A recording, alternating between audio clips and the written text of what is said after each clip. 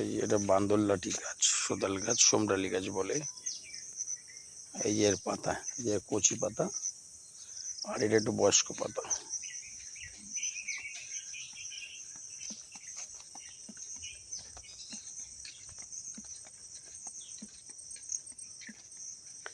এই পাতা, এই সোমরালি গাছের পাতা, বাদরলাটির গাছের পাতা, 5 থেকে 6টা পাতা নেবেন, আর 2 থেকে 3টে গোলমরিচ সরষের তেল দিয়ে ভেজে বেটে গরম ভাতে খাবেন।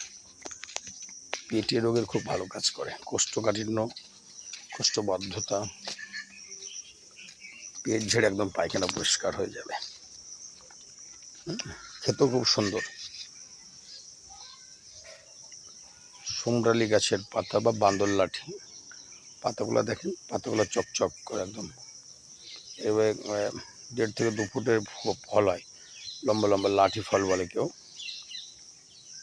এই বান্দরলাঠির ফল অনেকে ওষুধে ব্যবহার হয়, তবে এর পাতা আপনি বেটে 5 থেকে 6টা পাতা, 2 থেকে 3টে গোলমরিচ একত্রে বেটে সরষের তেলে ভেজে গরম ভাতে খাবেন।